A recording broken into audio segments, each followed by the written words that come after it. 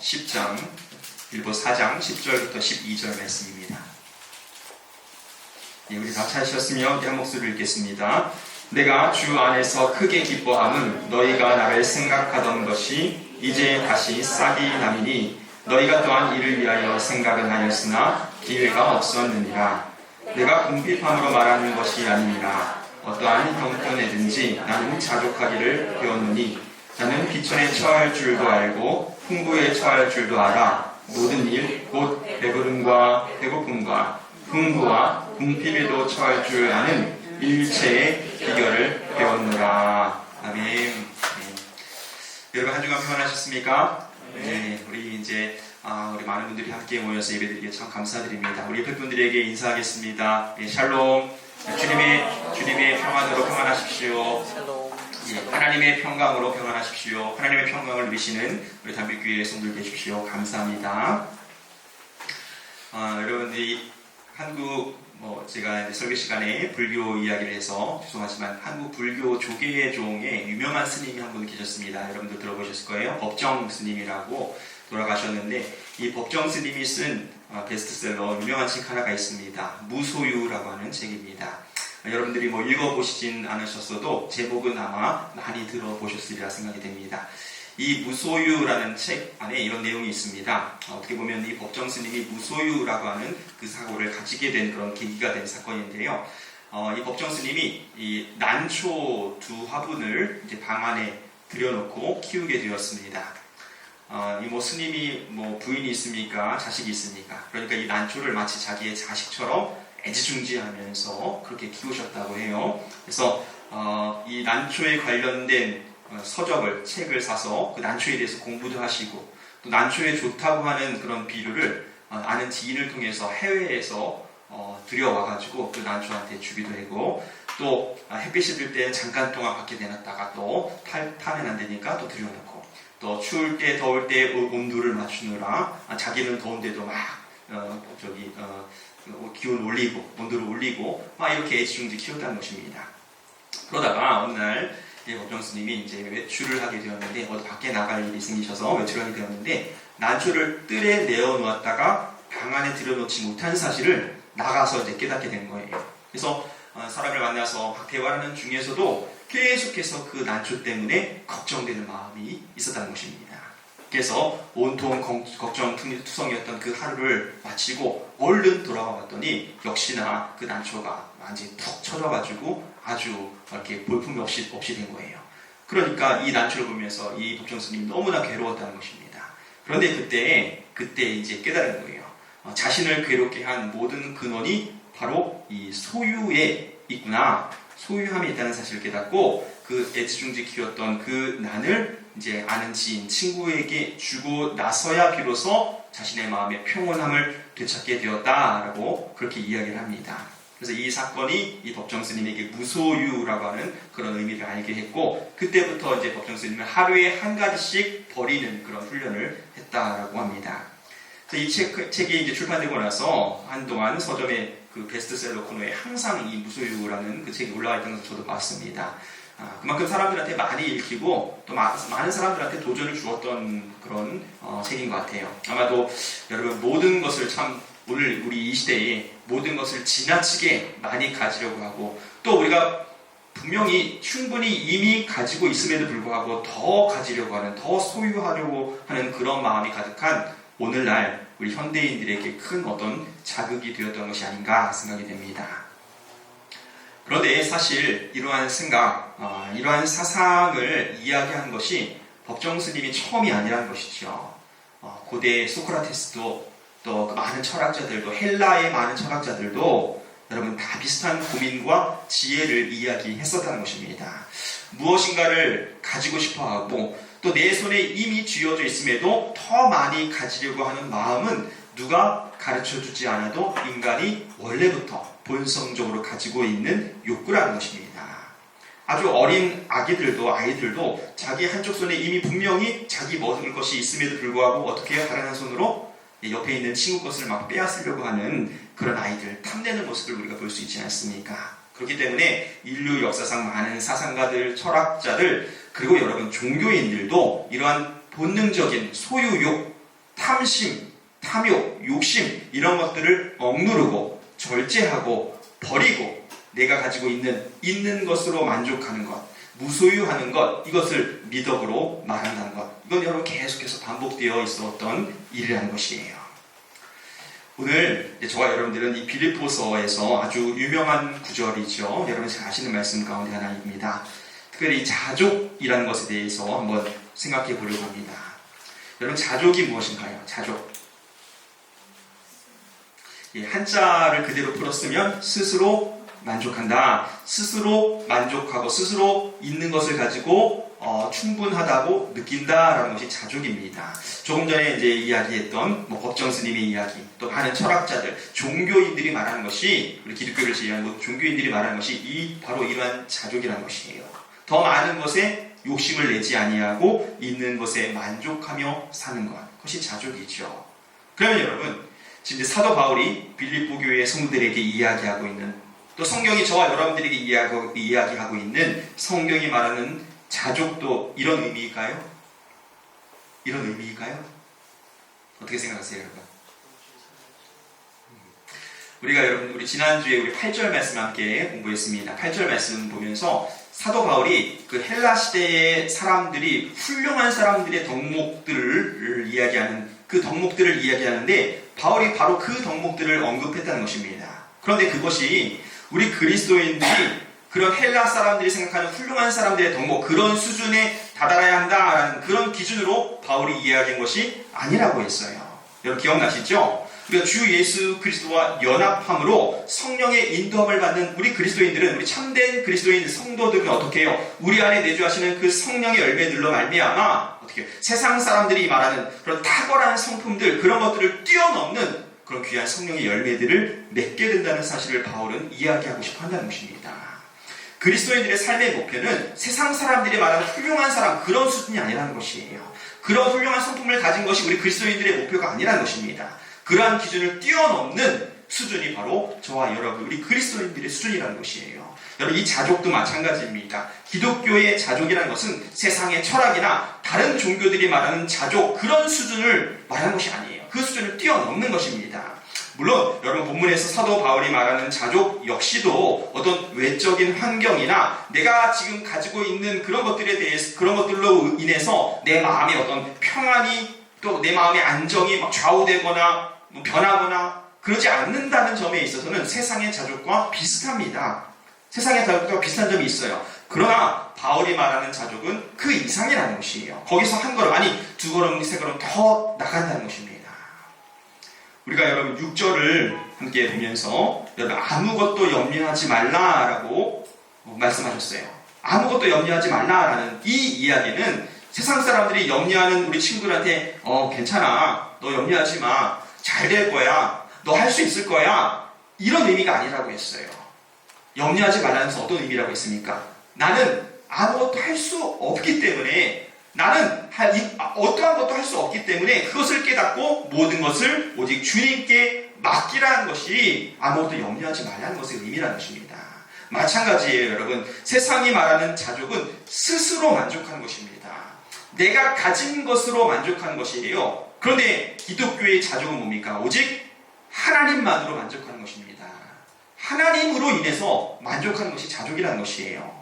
우리의 만족이라는 것이 오직 하나님 한 분으로만 말미암는다는, 전적으로 하나님을 의존하는 것, 그것이 여러분 자족의 의미입니다. 기독교의 자족이라는 것이에요. 자기 안에서 만족을 누리고 마치 여러분 세상을 다 초월해서 사는 것, 그것이 자족이 아니라는 것입니다. 아까 예로 든 그 법정 스님이 2000년 초반에 돌아가신 다음에 그분이 살아있을 때 한 이야기, 말들, 또 글들, 그걸 모아가지고 책을 후대 사람이 하나 냈는데, 책 제목이 뭐냐면 스스로 행복하라 입니다. 스스로 행복하라. 여러분, 스스로 행복하라, 이것이야말로 세상이 가르치는 자족, 세상이 가르치는 기쁨, 세상이 가르치는 행복, 이것을 가장 정확하게 표현하는 문구 아니겠습니까? 기독교의 복음은 절대로 스스로 행복할 수 없다라고 말합니다. 기독교의 복음은 오직 주 안에서만 행복이 있다. 오직 주 안에서만 기쁨과 행복이 있고 오직 하나님 한 분만으로만 만족할 수 있다라고 가르친다는 것이에요. 그러므로 여러분 우리 다음 시간에 살펴볼 13절 말씀에서도 여러분 내게 능력 주시는 자 안에서 내가 모든 것을 할 수 있느니라 해서 내가 모든 것을 할 수 있다는 것이 아니라 내게 능력 주시는 자 안에서의 강조점이 있는 것이에요. 그렇다면 여러분 오직 주 안에서 하나님만으로 만족한다라는 그런 의미가 어떤 것입니까? 여러분 지금 여러분들이 가지고 있는 것보다 더 가지려고 하는 것, 여러분 지금 있는 곳에서부터 더 높아지려고 하는 것, 여러분들이 지금 세상에서 더 성공하려고 하는 것, 그거 다 죄인가요? 그러면 안 된다는 의미인가요? 만약에 그렇다면 그것이 여러분 기독교 주 안에서의 자족이라면 여러분들은 일도 해서는 안 되고 공부도 이제 하지 말아야 되고 공부 안 하는 건 복음인가요? 아니면 여러분 항상 가난하고 궁핍한 그 상태에 머물러 있어야 돼요. 더 나아지려고 해서는 안 된다는 것입니다. 바울이 말하는 자족은 그런 것이 아니에요. 성경은 여러분 오히려 열심히 일하고 열심히 공부할 것을 우리에게 명령하고 있습니다. 일하기 싫어하거든 먹지도 말라. 그래서 여러분 아침 일찍부터 나가 새벽부터 씨를 뿌리고 또 논밭의 곡식이 잘 자라나도록 아주 밤새도록 아침 저녁으로 계속해서 돌보는 일꾼들을 또 주인으로부터 맡겨진 그 데나리온을 가지고 열심히 성과를 내는 그 종들에 대해서 성경은 이야기하고 있다는 것이에요. 성경은 결코 더 나아지려거나 그렇게 노력하거나 가난한 상태에서 벗어나려고 노력하는 것 결코 부정하지 않는다는 것입니다. 나아질 생각이 없이 그 자리에서 만족하면서 그냥 사는 것, 그것이 자족이 아니라는 것이에요. 아울러 덧붙이자면 세상이 말하는 것처럼 어떤 상황이나 환경을 그런 것들을 다 그냥 무의미한 것으로 여겨서 초월해서 살라는 것도 절대로 아닙니다. 체념 아니면 운명론 그런 것에 빠져 사는 것이 하나님 뜻이 아니에요.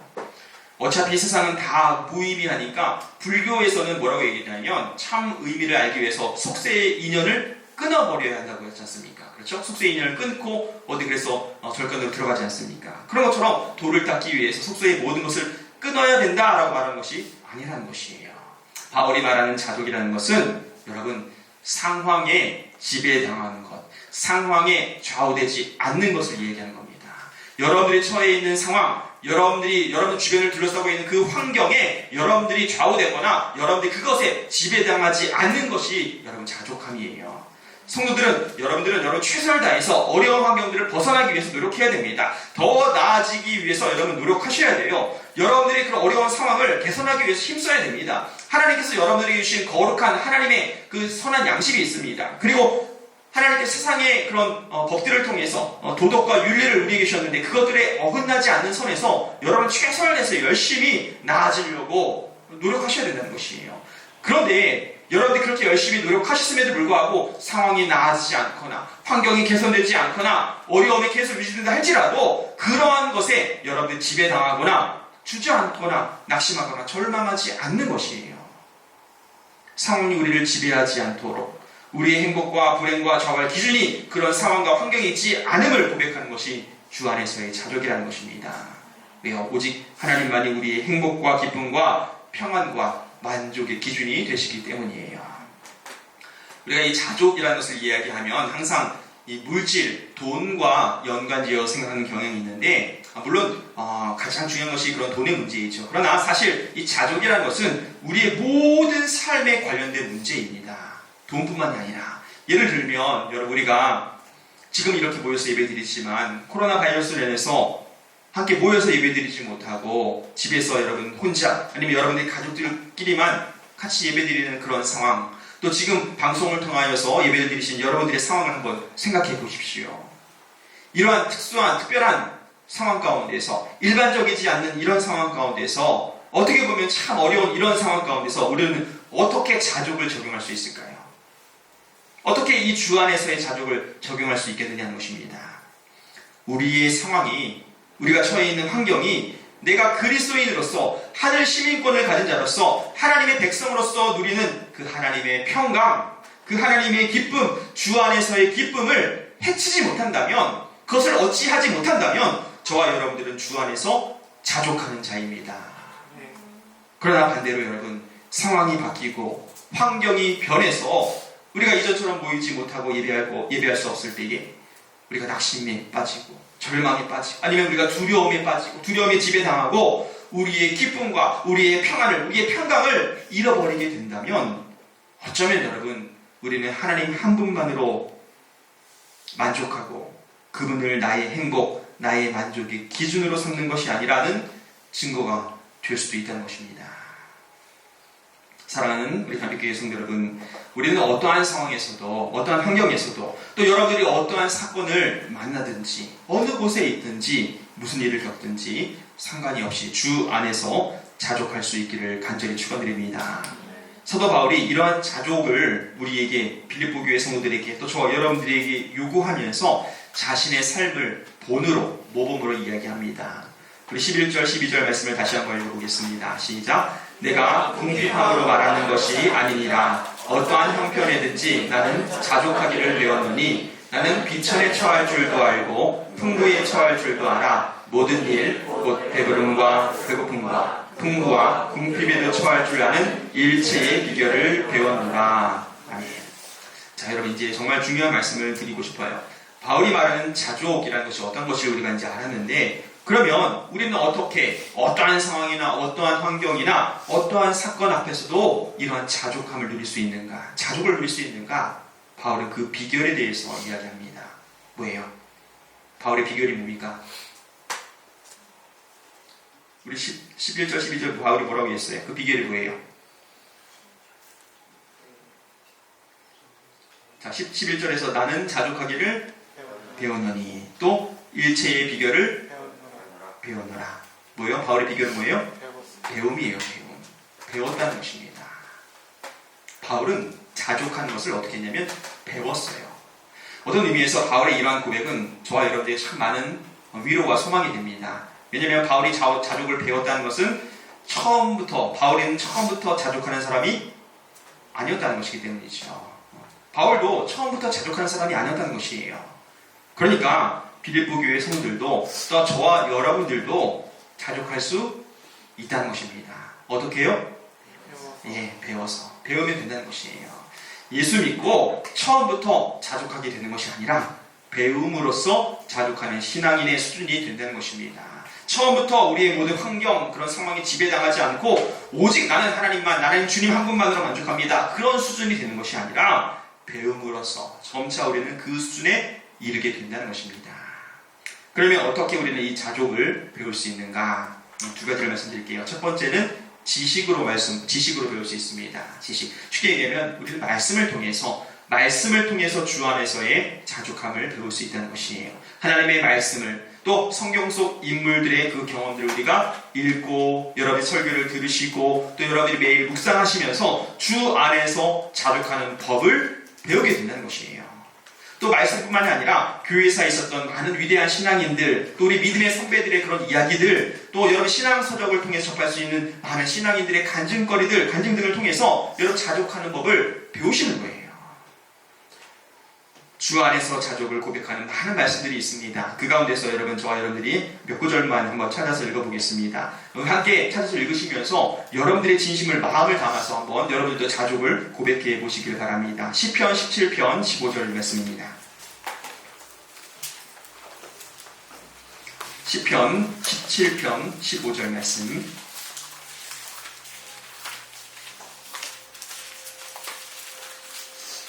자, 우리 한번 큰 목소리를 읽으면서 우리 같이 한번 고백해 보도록 하겠습니다. 시편 17편 15절 시작. 나는 두려움 중에 주의 주를 배우리니 깰 주의 형상으로 만족합니다. 아멘. 깰 때에 주님의 형상으로 만족합니다. 여러분, 아침에 일어날 때마다 주님의 얼굴을 배웠고 항상 만족하는 저와 여러분 되시기 바랍니다. 시편 23편 1절 여러분 볼까요? 시편 23편 1절 시작. 여호와는 나의 목자시니 내게 부족함이 없으리로다. 아멘. 주님이 여러분들의 목자 되시기 때문에 우리에게는 부족함이 없는 줄 믿습니다. 시편 34편 10절도 봅니다.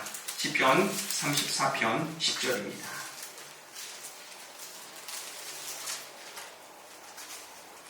시편 34편 10절 시작. 젊은 사자는 국물 받아주시면서도 여호와를 찾는다는 모든 것에 부족함이 없으리라. 아멘. 젊은 사자가 궁핍하여 죽을지라도 여호와 하나님을 찾는 저와 여러분들에게는 모든 좋은 것에 부족함이 없이 채워주실 것을 믿으시길 바랍니다. 우리 시편 63편으로 넘어갑니다. 시편 63편. 시편 63편. 63편 3절부터 7절까지 한번 보겠습니다. 3절부터 7절까지 시작. 주의 자신이 생각하고 내 입술이 주를 찬양할 것이다. 이러므로 나의 평생에 주를 송축하며 주의 이름으로 말미암아 나의 손을 드리리이다. 골수와 긴 붓을 먹음과 같이 나의 영혼이 만족할 것이다. 나의 입이 기쁜 주로 주를 찬송하되 내가 나의 집안에서 주를 기억하여 새벽에 주의 말씀을 작은 소리로 들을 하오니 주는 나의 도움이 되셨으리라. 내가 주의 나에게 그리서 주의 배우리이다. 아멘. 아멘. 우리 한 구절만 더 찾아보겠습니다. 여러분, 우리 신약으로 넘어가셔서 고린도 후서를 봅니다. 고린도 후서 3장 5절 말씀입니다.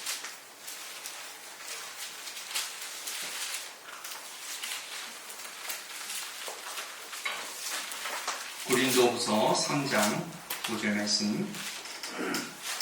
고린도후서 3장 5절 말씀. 자, 여러분들의 믿음의 자족함의 고백을 우리 같이 한번 큰 목소리로 함께 고백합니다. 시작. 우리가 무슨 일이든지 우리에게 하는 것 같이 스스로 받는 것이니 우리의 만족은 오직 하나님으로부터 하나니라. 아멘.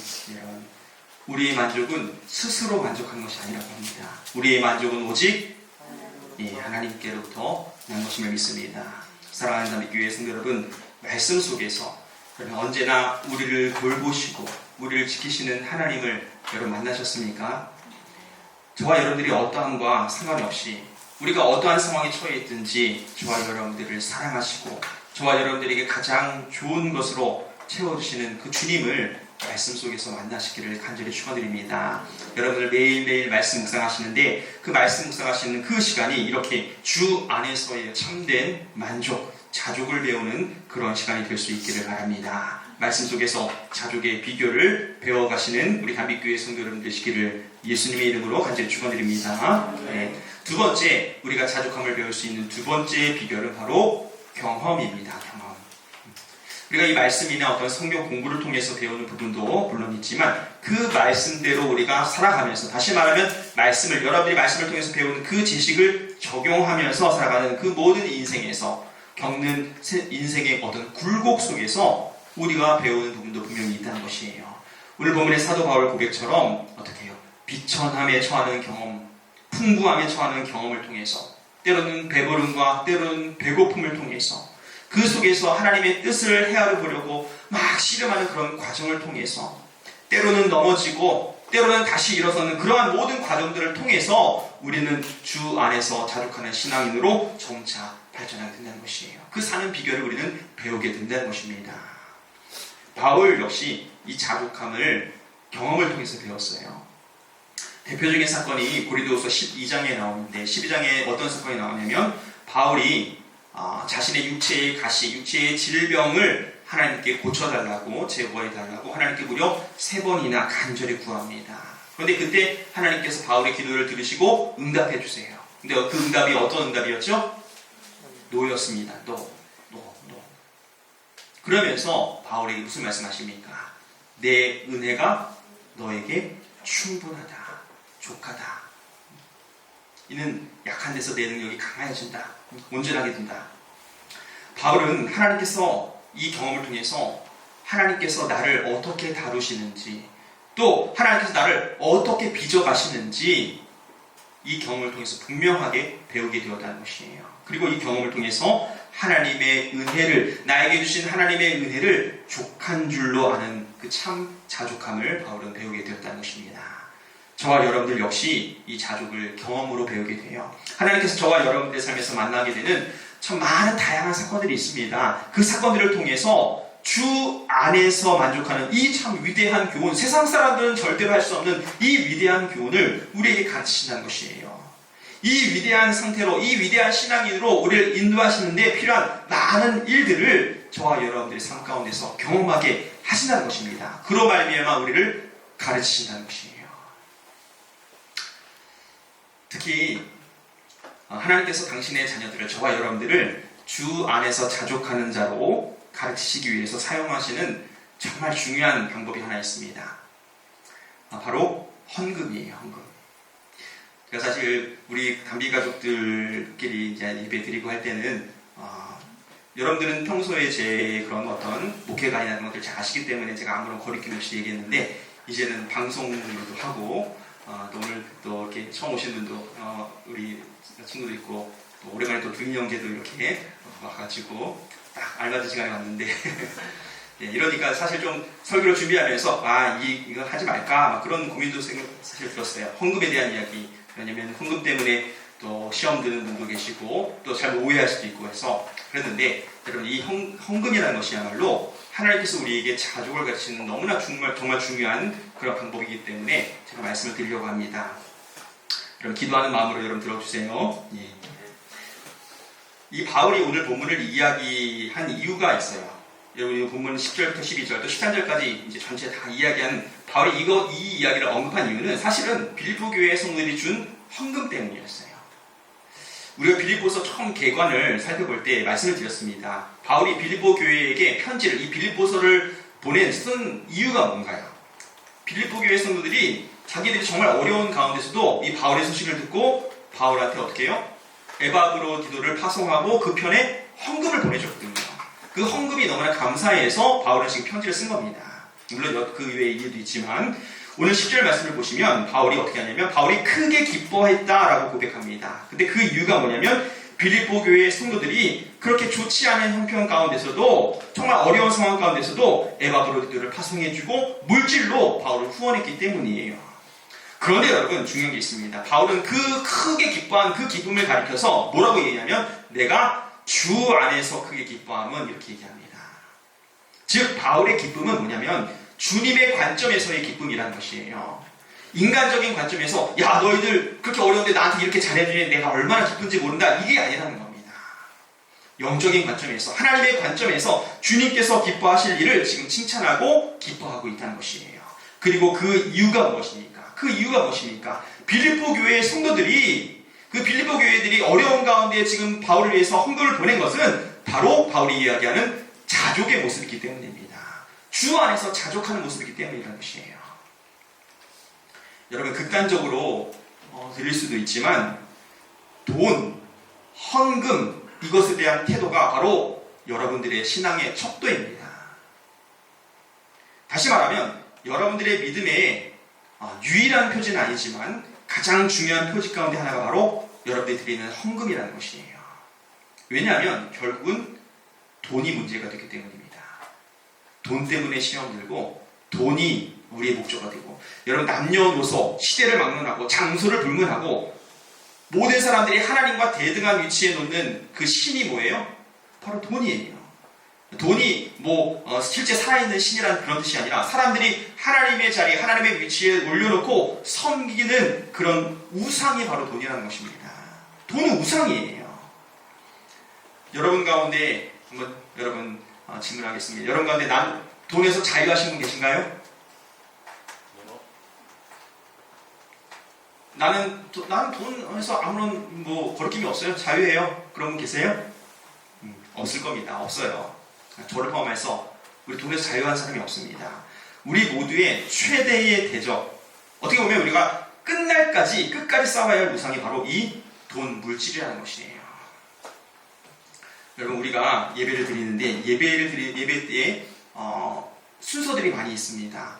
우리 기도만으로 예배라고 할 수 없고, 말씀 듣는 것만으로 예배라고 할 수 없어요. 찬양만 했다고 해서 예배라고 할 수 없습니다. 예배 가운데 반드시 포함되어 있는 순서가 하나 있는데 헌금 시간이에요.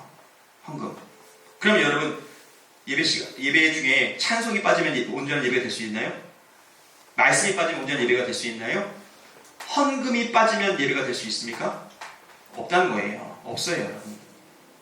반드시 헌금은 드려줘야 되는 겁니다. 왜 그럴까요? 여러분 왜 예배 때 헌금을 반드시 드려야 됩니까? 헌금 왜 드리시나요? 이거 좀 드려가지고 하나님 죄 좀 용서해 주세요. 이번 한 주간 지은 죄 좀 용서해 주세요. 죄 용서해 달라고 드리는 건가요?